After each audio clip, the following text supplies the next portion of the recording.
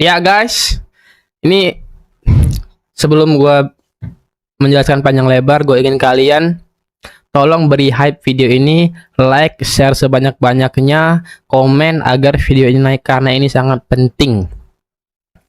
Jadi yang pertama, yang mau gue bilang adalah kalau kalian mau dibantu kasus penipuannya gue tracking, kalian jangan berhenti di tengah jalan. Itu bisa gue yang kena. Gue kenapa? Gue dilaporin UU ITE. Penipu nggak dapat laporan. Itu ya yang mau gue jelasin ya. Itu kalau kalian mau dibantu sampai selesai, jangan setengah-setengah cabut laporan. Kenapa? Jadi begini.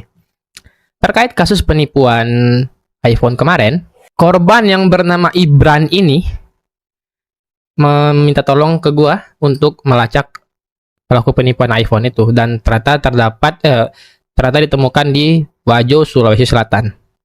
Dan gue berkomunikasi dengan akhirnya ya, setelah dapat gue berkomunikasi dengan kepolisian Wajo dan Banyuwangi karena korban berdomisili di Banyuwangi, lebih tepatnya di Kalipuro, Polsek Kalipuro. Nah, gue ngobrol sama kepolisian Wajo dan kepolisian Wajo bilang suruh korban berkomunikasi dengan kepolisian Banyuwangi karena korban berdomisili di situ. Pada akhirnya korban melapor di hari Jumat jam 6 lewat maghrib. Dibalas sama direspon sama Kanit Polsek Kalipuro jam 9. Yang respon Polsek Kalipuro dibilang hari Senin jam 9 datang lagi pagi. Oke. Gue berdebat kan kemarin sempat ya, kenapa harus hari Senin bla bla bla bla gitu, kenapa nggak sekarang aja? Ya kata bapak polisinya, ya ini kan hari Sabtu Minggu, karena gue ngomongnya setelah itu ya, Sabtu Minggu kan nggak ada tim, nggak ada anggota, kan butuh anggota. Gue baru tahu polisi Sabtu Minggu libur, gue baru tahu terus terang. Nah itu gue bilang kita boleh melakukan kejahatan di hari Sabtu dan Minggu karena di hari itu polisi nggak bisa ngapa-ngapain. Itu informasi dari Bapak Ervan Kanit Polsek Kalipuro. Gue punya rekamannya, nanti gue berkonsultasi dengan kuasa hukum gue dulu apakah gue tampilin atau enggak buktinya. Kalau ternyata nggak tampil, nggak boleh, gue nggak tampilin. Kalau ternyata dibolehkan untuk tampil oleh kuasa hukum gue tampilin bukti percakapan gue dengan Polsek Kalipuro itu Bapak Ervan Kanitnya. Setelah itu, gue okein lah hari Senin lah. Hari ini Senin, korban gue follow up gimana, udah ke Polsek Kalipuro belum, suruh serahin bukti. Oke, serahin bukti. Tiba-tiba jam 12 siang ini, sebelum gue bikin video ini, gue ditelepon sama korban. Gue kaget, kok korban punya WA gue ya? Gue gak pernah kasih WA, itu dari Instagram doang. Korban bilang, bang, masalah udah selesai. Duit saya udah dibalikin sama pelaku. Yang dimana gue tau itu bohong. Karena apa? Karena gue masih punya kontak pelaku.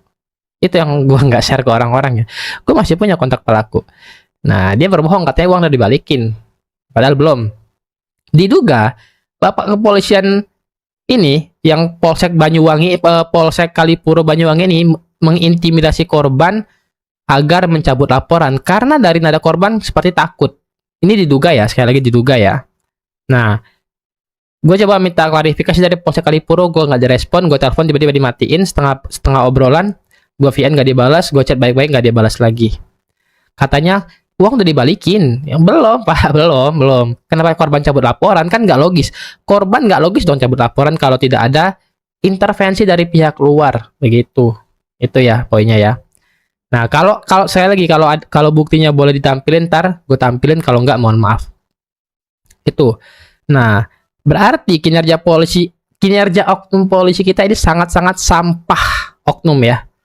Karena gue banyak kenal polisi yang sangat baik dan sangat melayani masyarakat. Tapi ini, oknum polisi ini, Bapak Ervan ini tidak patut, Pak. Bapak tidak patut ngomong ke masyarakat bahwa kalau masyarakat lapor di hari Jumat malam, itu nggak bisa diproses di hari Senin aja, itu sangat-sangat tidak etis. Gitu, Pak. Kalau Bapak tidak menjadi polisi, tidak mau repot melayani masyarakat, ya copot aja, Pak. Seragamnya, Pak. Banyak orang lain yang mau gitu. Gitu ya, Pak ya. Ini, sekali lagi, Pak ya, banyak gue berteman dengan polisi dan sangat-sangat baik dan sering membantu gue dalam banyak kasus. Banyak banget.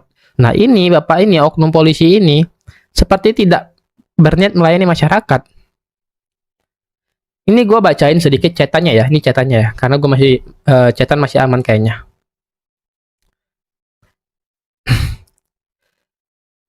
Bapak polisi yang gue kaget, bapak polisi itu tanya, kamu ini kuasa hukum atau siapa? Kok kayaknya ikut campur banget gitu ya. Ya karena saya membela yang benar ya. Tuh. Nah, jadi korban disuruh ke kantor. Saya sudah berkomunikasi sama Polres Sidrap, nunggu buktinya yang belum diserahkan. Seingat gue udah serahin bukti ke Polres Sidrap. Bahkan Polres Sidrap udah Polres Wajo, sorry. Wajo atau Sidrap lupa gue. Bahkan mereka hanya menunggu dari kepolisian Banyuwangi itu. Gitu loh. Dia nanya, jenengan ini pengacara atau gimana mas? Gue bilang, saya cyber security, saya yang ngajak pelaku penipuan. Saya banyak bantu kantor, bantu orang terkait penipuan. Terus dia bilang, suruh korban ke sini untuk menyerahkan bukti bahwa yang menurut jenengan bisa menjurus ke pelaku. Langsung gue kirim buktinya tanpa korban lagi. Lengkap, alamat, foto, lokasi, segala macam. Lalu bapak polisinya jawab, nah, itu saya butuh bukti tersebut. Kalau bisa jenengan nanti ke Banyuwangi. Wow, buat jadi saksi ahli. Iya nanti di pengadilan nanti. Maksudnya ini diproses dulu aja. Kalau dibutuhkan gue ke Banyuwangi jadi saksi ahli, gue dateng. Tapi diproses dulu ini. Jangan besok-besok mulu gitu. Itu setelah telepon tadi sekitar 2 menit, ya intinya tidak ada jawaban baik dari bapak dari pihak Polres. Gue kebalik mulu sih. Dari pihak Polsek Kalipuro tidak ada jawaban baik. Dan si korban tiba-tiba, jangan dikontenin bang, udah clear sudah, takut korbannya. Nah ini gue juga nggak terima. Lu kalau dari awal nggak mau gue bantuin, jangan minta bantu gue. Lu udah nggak bayar gue nggak minta duit sama lu cuy. Siapa? Ibran. Gue nggak pernah minta duit sama lu terkait kasus ini. Gue bantu sukarela. Gue kasihan karena lu ditipu. Gue tahu lu bukan orang punya gitu. Ibran. Tiba-tiba lu cabut laporan. Kalau tiba-tiba gue dilaporin balik karena UU ITE gimana Ibran? Lu mau tanggung jawab? Ya virus Ibran ya. Yang kayak gitu caranya Ibran. Kalau lu cabut laporan, pelaku tidak ada tuntutan, dia bisa laporin gue balik. Gitu Ibran. Intinya kalau lu nggak mau dibantu dari awal jangan DM gue gitu. Gue dari ribuan orang yang DM gue pilih lu karena gue kasihan sama lu gitu. Dan gue nggak pernah minta duit. Ingat lu bilang, nanti bang kalau ada rezeki gue kasih, aman aja. Gue bilang gitu. Gue nggak pernah minta duit sama lu. Gue lumayan emosi sama korban dan pelaku kalau gini, dan bapak polisi juga kalau gitu. Karena buktinya udah lengkap, korban udah banyak, jawabannya tidak mengenakan gitu cuy. Maksudnya, ayolah, kita tuh nggak bodoh lah masyarakat tuh. Nggak mungkin lah korban tiba-tiba cabut laporan kalau tidak ada intervensi dari pihak luar, itu tidak mungkin. Seakan-akan kita bodoh banget gitu. Dari mana tiba-tiba korban punya WA gue kalau nggak dari bapak polisi yang kasih? Iya kan? Bener nggak? Itu loh maksudnya. Jadi itu aja, gue pengen kalian tolong beri hype video ini karena gue ngerasa Polsek Kalipuro Banyuwangi tidak melayani dengan baik gitu ya.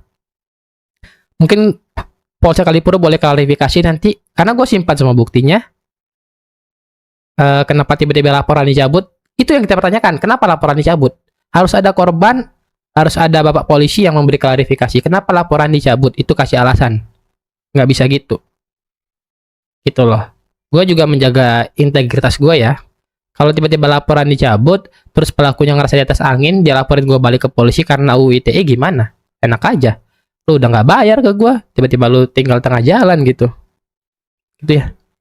Jadi kalian tolong viralkan ini, tolong beri hype, tolong tag kepolisian Banyuwangi ya. Gitu ya. Itu aja guys. Thank you.